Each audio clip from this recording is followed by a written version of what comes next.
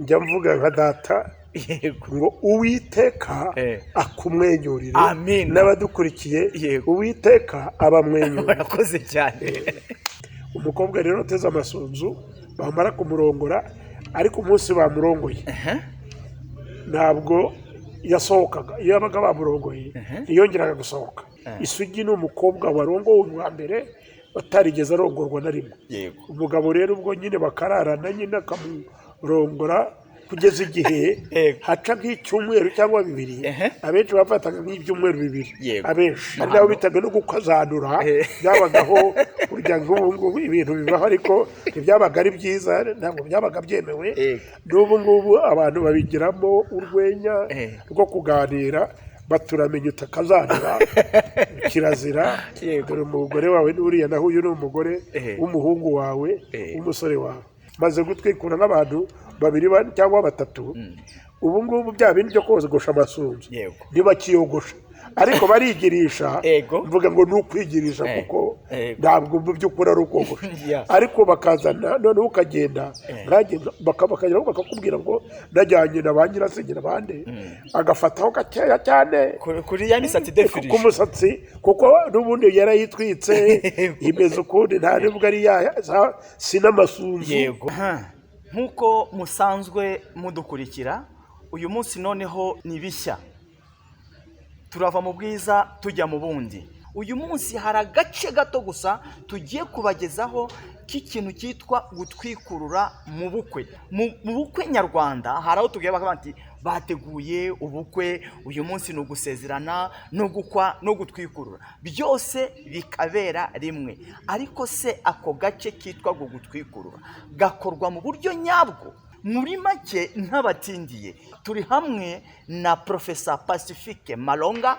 Ni inararibonye mu bijyanye n'umuco, kandi ni umunyamakuru akaba n'umusesenguzi. Muri make niwe tumuzaniye kugira ngo akomeze atuganirize. Dushaka ko mutuvira umuzi mudusobanurira mbere na mbere ikintu cyitwa gutwikurura, kariya gace kaba mu misango y'ubukwe. Gutwikurura rero nk'uko ubivuze, ndakuze ndi inararibonye mu busaza y'imyaka irenze 60. Natashye amakwe menshi, babyita gutaha ubukwe. Gutaha ubukwe niwo gutaha inzu. Burya ari ibintu mu kinyarwanda, mu muco w'ikinyarwanda bafite n'amagambo ajyanye nabyo. Utaha inzu, ugataha ubukwe. None ukaba ngo kanaka yacyuje ubukwe, nawe urabutaha. Noneho rero ubwo ubukwe bwabaga bwavuye mu bindi n'ibirebire. Ni umuco nyarwanda. Ngo nuko ngo umusore yakunze umukobwa, nta nubwo icyo gihe mu muco w'ikinyarwanda nta nubwo banahuraga.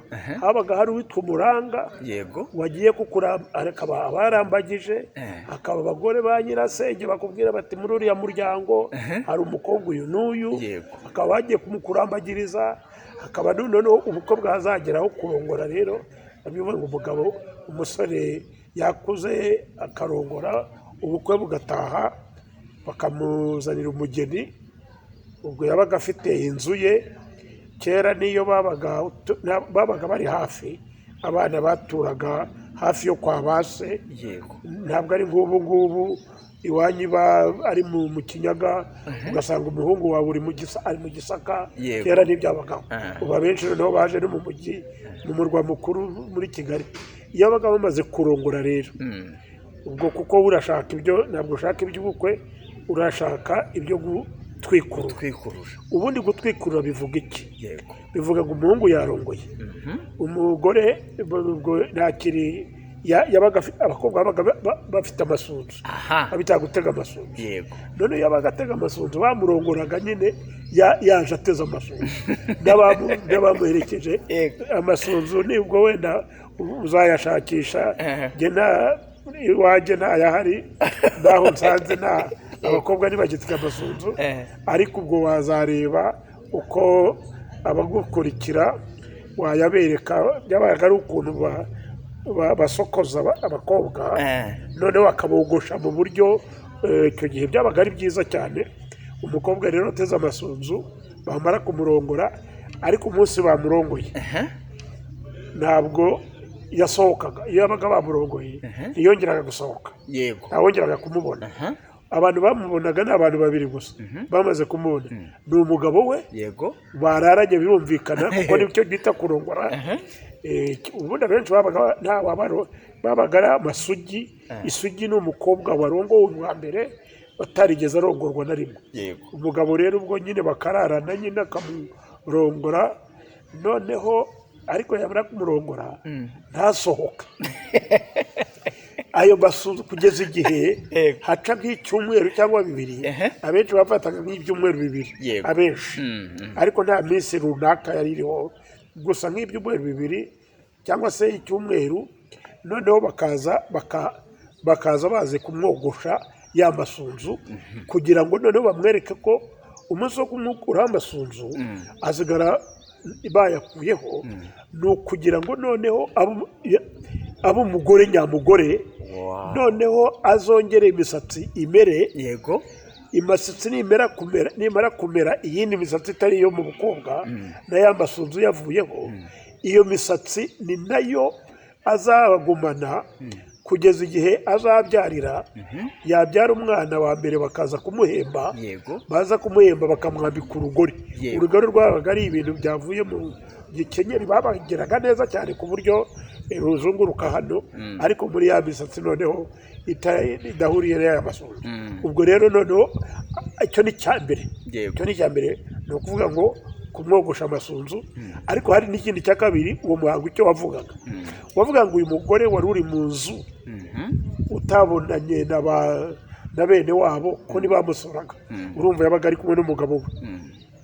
usibye ko nubwo yabaga ari kumwe n'umugabo we ubwo aho ngaho nyine byavuga ngo asohoke kumutwikurura byarwa ngo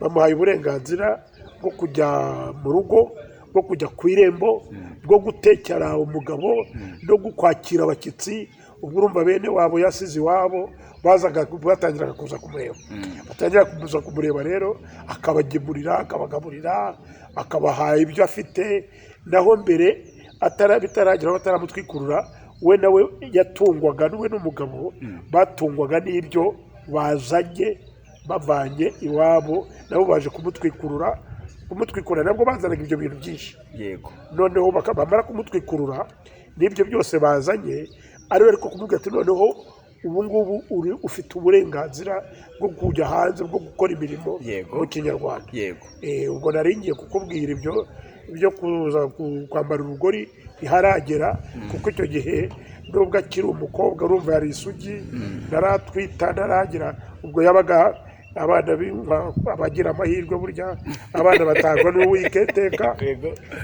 n'uwiteka kuko hari n'uwarongorwaga ntabyare n'ubu ntabwo abana yego tuzi ko abana bava mu ntanga z'umugabo zahuye n'umugore agatwita agatwara inda nyuma y'amezi 9 akabyara ariko rero nabyo bitangwa n'uwiteka kuko n'abandi baba banarongoye ariko ayo mahirwe yo kubyara ntibayagira naho ngaho ni icyo ngicyo gutwikura byavugaga ubwo kereka gusa nkubwiye wenda ko iyo byafataga igihe amaze gutera iyo nda imaze nk'amezi 9 iyo yabyaraga nibwo noneho iwabo nyina w'umukobwa yazanaga urugori akaza bakarumutega icyo gihe none yabaga ari umugore kuko yanabyaye umuryango urugori narwo rwabaga rufite ikindi rushushanya ntabwo ari umurimbo urugori rwashushanyaga ko urutegeye umugabo nuko ngo ufite uri umugore w'umugabo kanaka nk'abuma bavuga ati uyu ni umugore uru rugori ntabwo muri abagabo benshi urwo ni urw'umugabo wawe witwa Emma niwe wagukoye niwe wakurongoye niwe gutwikurura niwe nyir'urugo ubundi akarutegera n'igihugu byabaga ari bibiri kurutegera umugabo no gutegera umugore gutwikurura kugira ngo ujye kubona akazi ukora akazi mu rugo wakira abashyitsi ukore kandi nanone bakogoshe amasunzu ngibyo muri make utarondogoye ikiyo mihango yavugaga gusa ku bana ibyo byabaga ari iby'abantu bakuru ariko iyo babaga ujya wumva ko abantu ari abasore benshi ari abana benshi bumva ngo kwita izina ntibamenye n'ibyo ari byo, bamwe bakagira ngo ingagi nizo zitwa kwita izina. Hari abana bajya babimbaza, arigeze kumbaza ngo ariko kwita izina n'ibyo mu ruguru iri i Musanze byo mu ngagi, kuko nizo bazi cyakora, kuko ntiwanabarenganya. Hari abana bazi ko amata ava ngo mu igare, kuko babona amagare ariyo atwara amata, agemura amata. Ari abana bo mu mujyi cyane, bamwe ubona mperutse kubibona cyane muri ibi bya Miss y'u Rwanda, ukanabibaza ukabona ntabyo azi. Biba bikeneye rero abagore bakuze cyangwa abantu bakuze nkatwe tukabibabwira, kuko namwe ntabyo muzi. Utazagira ngo kwita izina rero ni iby'ingagi. Uriya profesa rero nanjye nabanye n'abasaza ukuntu nawe twabanye, ariko ngenda mbimenya kwita izina ndabizi nk'ukuntu nabanye ntawe, ngenda mbimenya n'abandi basaza bakuru. Wenda tutari twakomezaho gatoya, reka ngusubize inyuma ho gatoya. Hari aho wavuze uti umugore yabonanaga n'abantu babiri gusa. Abo bantu babiri ninde nande? Wavuze umugabo we, undi ninde? Umugabo we urumva n'ubundi yabaga ari umugore we, ari umugore w'umugabo.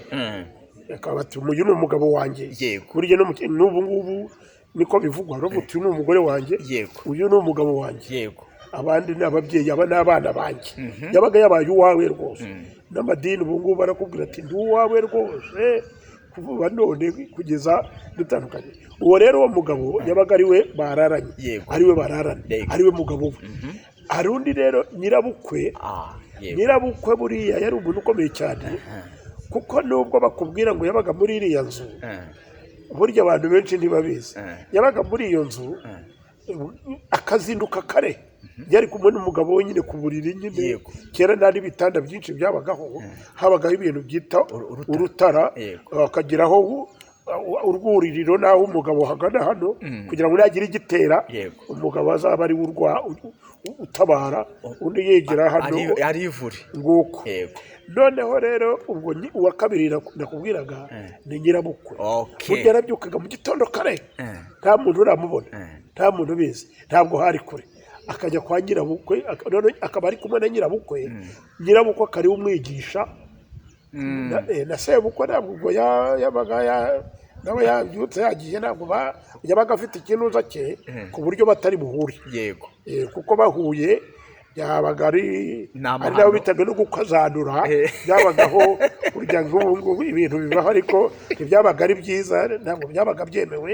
N'ubu ngubu abantu babigiramo urwenya rwo kuganira, baturamenya utakazanura kirazira. Dore umugore wawe n'uriya, naho uyu ni umugore w'umuhungu wawe, w'umusore wawe.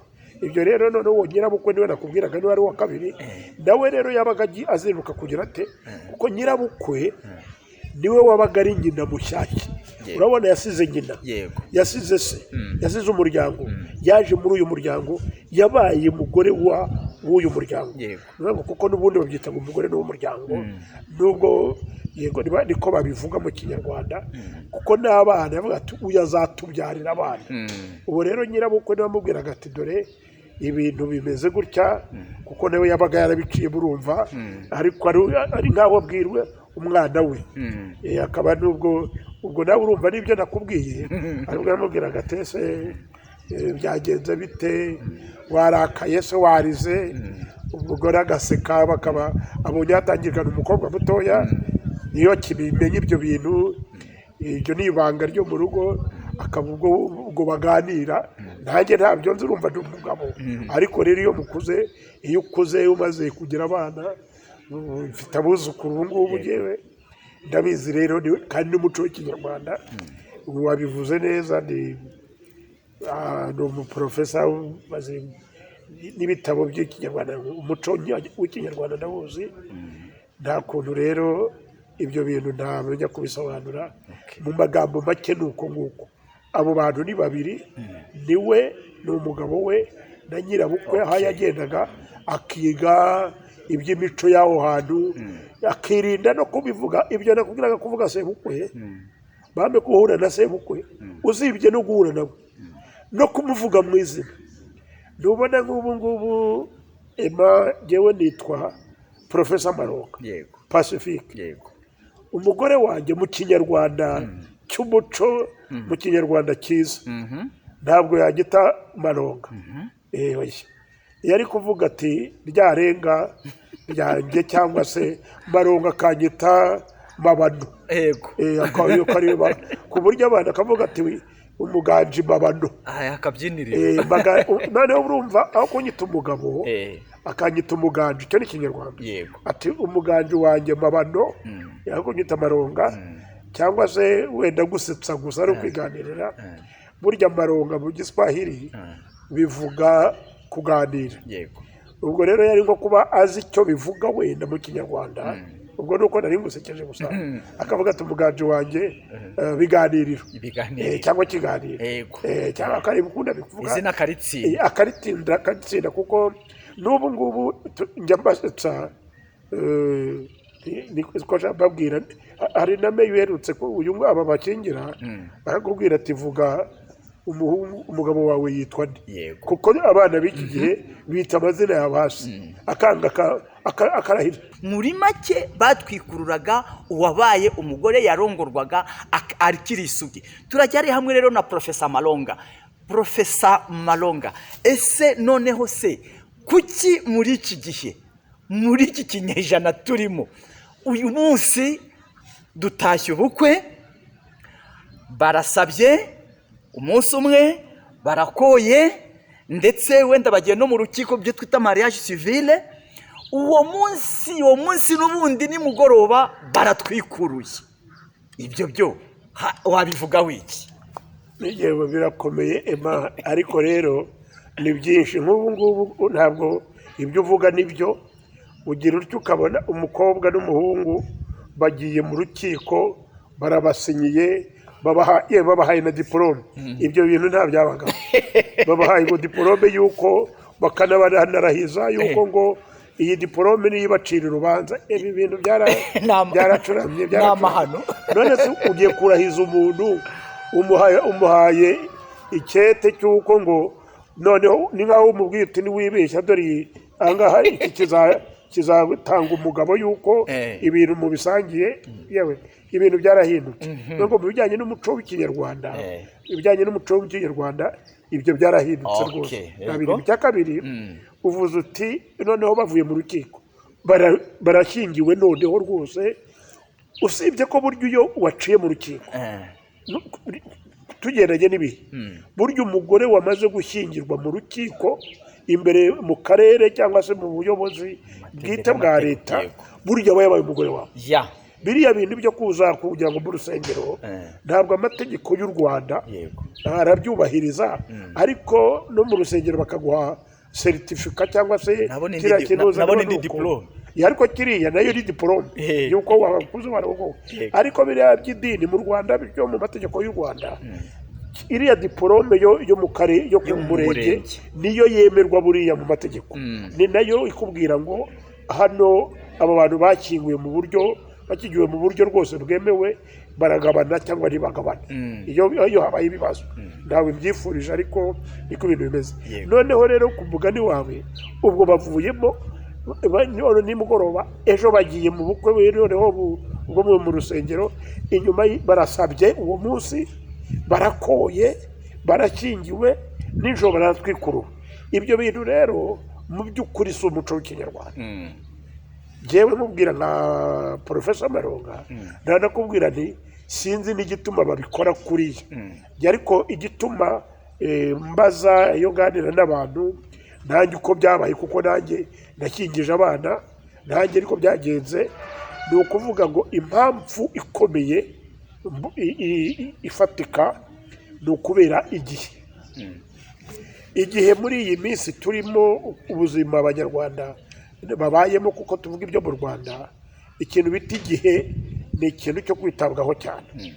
Umuntu arareba atari ko se umugore nubwo twaraye dukoze ubukwe babutashye, ariko se barataha koko aba bantu, niba iwabo ari mu Gisaka, iwabo se niba ari hano ubu turi i Bugesera, umuntu bazongera bave i Bugesera babandi bari batashye ubukwe bongera bave mu Gisaka bajye mu Kinyaga cyangwa bave mu Bugesera bajye mu Nyantango. Mu Nyantango niho nkomoka, ubu koko byashoboka. Noneho bakavuga bati reka ducuguze iki umwete igihe noneho tukore mu buryo butari budutwara igihe kinini, kubera ko baba bagomba no gukora. Iyo ni impamvu ya mbere ituma ni ubu ngubu uko ibintu bigeze ko byarahindutse, ariko umuco bwarabihinduye. Ariko ni ukuvuga ngo niba bahuye igihe bacunguje umwete, noneho igihe rero bakoze ibyo bagombaga gukora barabatwikuruye. Ubwo baratwikuriye nyine karabaye nta kundi ko bamaze gutwikurura. Ubwo noneho umugore yabaye umugore. Ni nacyo gituma ubona ahubwo ari icyo burya sinzi niba urajya kureba umenye utarajya gutwikura. Maze gutwikura nk'abantu 2 cyangwa 3. Ubu ngubu bya bindi byo kozogosha amasunzu ntibakiyogosha, ariko barigirisha. Mvuga ngo ni ukwigirisha kuko ntabwo mu by'ukuri ari ukogosha. Ariko bakazana noneho ukagenda bakagera bakakubwira ngo najyanye na ba nyirasenge n'abandi, agafataho gakeya cyane kuri ya misatsi defirije ku musatsi, kuko n'ubundi yarayitwitse imeze ukundi, nta nubwo ari si n'amasunzu, ni imisatsi isanzwe, ariko tukabyita ko ari umuderi nk'iyindi mideri yose. Ariko wa muhango agafata akamakasi agacishaho gakeya, akagafata akakogosha, akaba yitwa ngo wa muhango urubahirijwe. Ko n'umuhango wo kugira wo gutwikurura no kogosha amasunzu, ya masunzu nubwo ayatahana mu by'ukuri ayatahana, ariko umuhango wo cyangwa se umuco uba wubahirijwe. Byose ni mu rwego rwo kubahiriza umuco no kubwira abakiri batoya uko ibintu byagendaga, kugira ngo babimenye babizirikane. Ariko mu by'ukuri uko babikoraga si kuriya. Abagabo kubakurikirana ngo uzamenye ibyabo ntibyoroshye, ariko nabyo ntibyaboreraga. N'uwaciye kuvuga ngo yashakishije uko abigenza ntibyamworoheraga, kuko aramutse umukobwa afashe yatwaye inda, icyo gihe bajyaga kuba cyane, ku buryo hari abantu hariya abantu baba mu burengerazuba bajyaga kuba abakobwa batayiriye bakavuga abashi bakabifatira. Burya no kwiganirira n'urwenya, ariko burya abantu benshi ubona hariya mu bice byo ku Ijwi hirya y'iwacu, ngo iwacu ni mu burengerazuba cyangwa se abahavu, burya benshi ni ababaga byagenze gutyo, benshi bafite inkomoko y'aho ngaho, bakomoka no ku bagore ubwo bagiye muri ubwo buryo. Ariko burya bafite n'amaraso menshi cyane y'abanyarwanda bagize gutya. Ariko ibyo ni urwenya, ntabwo ariko byose hose ariko byagendaga, ko hari n'abajyanaga mu birunga. Ibintu byarahindutse, no kugira ngo umubone umukobwa w'isugi ntabwo nzi ko ari benshi, ngira ngo muri ibi bihe bishize twarimo najyaga mbona n'abahungu b'abanyamakuru baza kumbaza batari ko prof ibintu bya Prince, niba ari Prince nde, hakaba nabwo mbabwira nti mwimwita Prince kuko Prince ni umwana w'umwami n'umuhungu w'umwami, nkanabasetsa byo kwiganirira. Nahubwo ni Prince kuko njya mbasetsa ko ndi umwene gitori. Ariko no kubyara ubu ararongora cyangwa akarongorwa none uyu munsi inyuma y'ibyumweru 2 ugasanga yabyaye. None se byagenze gute ko umwana avukira amezi 9? Ubwo rero harimo bya bindi byo gutwikurura kubwiraga uw'inkwakuzi kugira ngo atarabyara utaramutwikurura, kuko ushobora hari uwo numvise ngo warongoye none hari ku isabato cyangwa kuwa gatandatu, ngo kuwa kabiri urumva haracitse iminsi 3 gusa aba yabyaye. None rero umuntu nk'uwo rero iyo ushaka no kubyihutisha vuba no gutangura niwe gutangura nguwo nize ubwo, kubera ko byibura ubwo yari yarongoye kuwa gatandatu cyangwa se ku isabato ko babyita gutyo. None ubwo barara bamutwikuye, ubwo byibura ari kuvuga ati narakowe narasabwe, ni umukobwa wakowe, kuko umukobwa wakowe mu Kinyarwanda ni umuhango ukomeye cyane, ni n'imvugo abantu bubaha cyane. Umukobwa yarakowe, umukobwa yaratwikuruwe. Ikibazo ni iki? Kandi umukobwa n'umukobwa n'utwikururwa, noneho yabonye n'umugabo we, noneho ubwo kuwa mbere akaba yambaye urugore, nuko nguko y'amasunzi bageze gutya, ni ukubyihutisha kubera impamvu nyinshi bamwe abakuru tutemera, ariko kubera ko nta kundi ibintu bimeze, isi igenda ihinduka cyane, iriruka. Nakubwiye ko n'igihe ubwacyo kirasa naho dusiganwa n'igihe cyangwa dusiganwa n'ibihe, icyo gihe rurabyemera, nta kundi byagenda. Abashobora kubyoroshya no kumenya uko babyifatamo, abo ni abagira amahirwe. Naho jyewe rero nanjye ngira amahirwe kubera ko ntabwo bira nk'umuntu ku giti cyanjye, ariko rero hari ukuntu nyine ubona isi yameze amenyo mu magambo make y'ikinyarwanda, ibintu byarahindutse. Tugana ku mwanzuro no ku musozo, twari turi mu kiganiro kivuga ku muco nyarwanda, ku gace ko mu bukwe, umuhango wo gutwikurura. ntari nanzura ngo dusoze, ese nk'abakora ibyo ngibyo bagatwikurura umunsi nyirizina w'ubukwe, mesaje wabaha ni iyihe?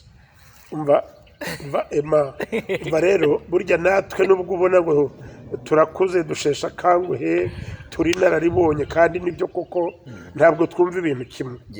Jyewe rwose nkubwire nka Profesa Maronga Pacifique, mwene Karera Karindiro ka Rubasha Muheto, wampajya wa Mukunda Barenzi, ukazagera kwa Kigeri Mukobanya ngo pi bya bintu abana b'abanyamaguru. Mbikubwire noneho yewe uko mbibona, mbona koko nanjye ubu ngubu, none se umugore uramurongora yakoraga akazi nk'aha ngaha, nawe ukora aha, akajya kurara mu Bugesera, nk'ubu naraye hano.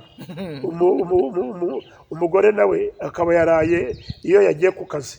Ubwo rero ni ukuvuga ngo ibintu koko mu by'ukuri ni ukugerageza gukora ikintu cyitwa ubworoherane. Ijambo ubworoherane niryo jyewe nagira ngo nsorezeho, mvuge ngo abantu mu mico yabo, mu muco nyarwanda, bajye biga ikintu cyitwa koroherana, barebe ku mpande zombi.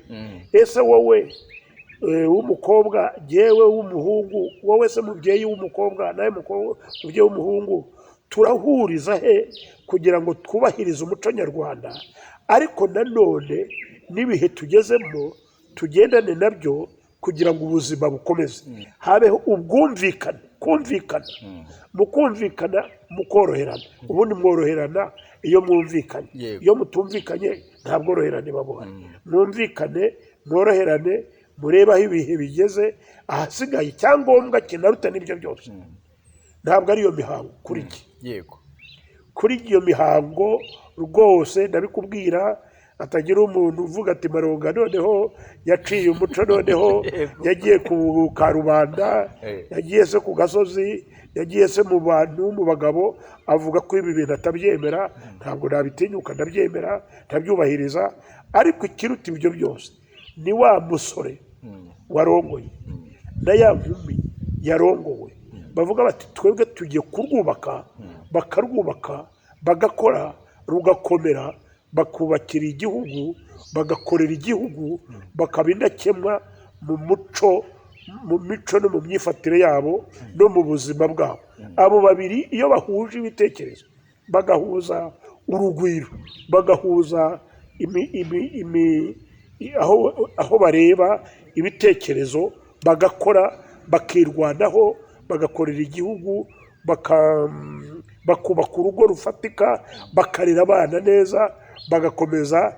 Iyo mihango yindi kuri jyewe ni myiza, ariko si yo kamara ni ibyo ngibyo, havamo umuturage mwiza w'umukobwa n'umuhungu, umugore n'umugabo, barera bakagira umuryango mwiza, umuryango ugendwa, bagashyira hamwe, bakakira abashyitsi, bakarera abana babo, bakarerera u Rwanda. Kuko ubu ngubu n'ubundi ntabwo nkubwira ibintu utazi, ibi bintu mvuga n'ubundi ibintu byose, hafi ya byose bisa n'ibyahindutse, kuko ubu abana benshi nta miryango bakigira, abana benshi kubera ibintu byabaye mu Rwanda ntibakigira ba nyirasenge ba nyirarume n'abandi ntibakazitunga.